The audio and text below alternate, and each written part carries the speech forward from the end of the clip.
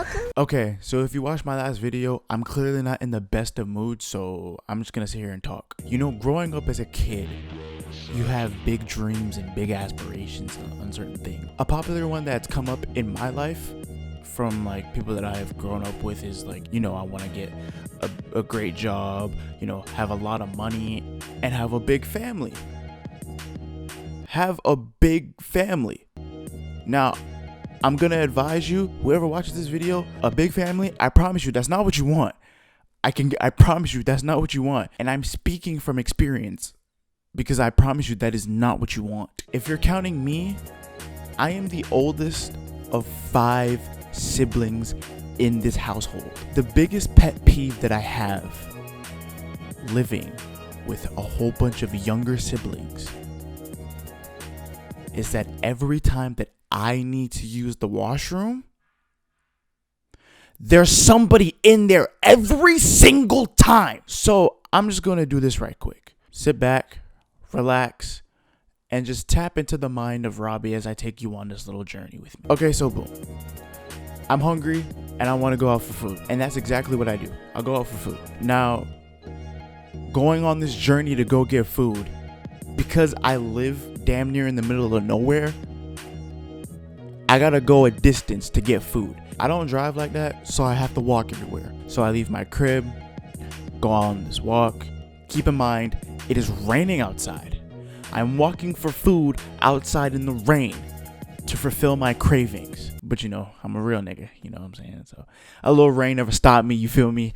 So I go walk, and as I'm walking, it continues to rain. So therefore, I start running. Ran off on the floor twice. And then I finally reach my destination. My favorite shawarma spot in my city, Lazeez. I love Lazeez. This is no promo. I don't get paid for none of this. I wish I would. Yo, Lazeez, sponsor the kid, man. Like, come on. Help a brother out.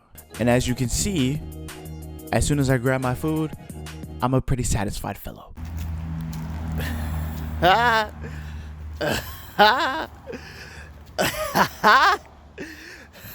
Let's go. Now I'm on my way home. I walk another 45 minutes back home, and I finally reach back to my house.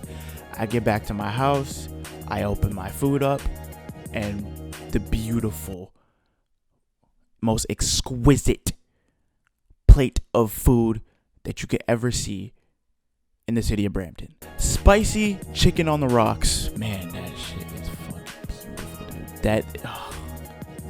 I'm hungry right now. I might go get some later. I feel like I'm in a sunken place, and about 10-15 minutes later,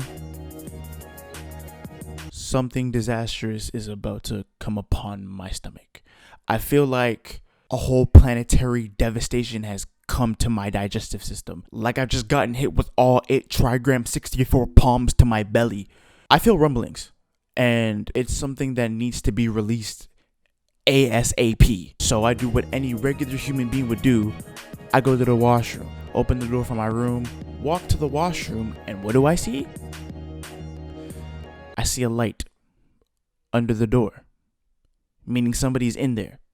Once again, now I'm sitting there with a volcano in my belly about to erupt, and now I can't use the washroom to relieve myself. So I'm sitting there frustrated and angry to the point where I start sitting down, and I feel like I'm in like county jail or something.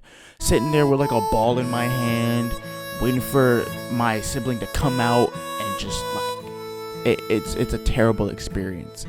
I feel like I'm in hell at this point in time. It's to the point where I feel like, yo, Akon, your song speaks to me, dog. Locked up, they won't let me out. They won't let me out. We share food, we share water, we share a house, but I gotta share bowel movements with you? Why is it every time that I need to use the washroom, somebody's in there?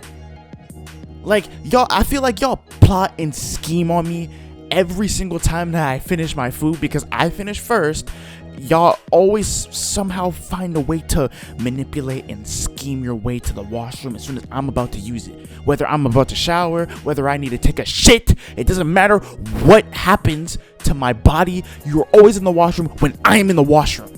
And the longer y'all use the washroom, the more I lose my patience. Y'all staying there for 3 minutes, it feels like 3 hours. I don't get it. One goes out, another one goes in. It's not fair to me. What does that say about me? I have a life too. It's not fair. And it will never be fair. So, my final message to everybody who begs and pleads for a big family, don't do it. Okay? If you want to get crazy, go get protection. I'm drinking water and wearing protection. Got a career and I'm very invested. It's not worth it. I promise you, it is not worth it.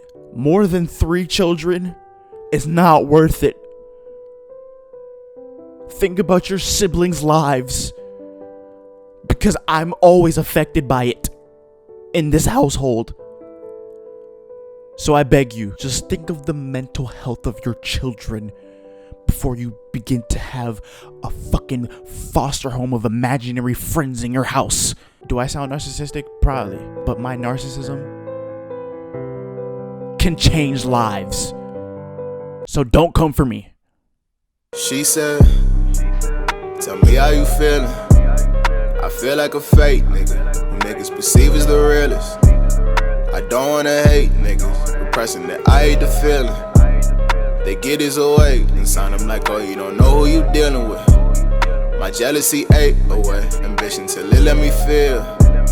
I wanted to stay away, it can't disappear.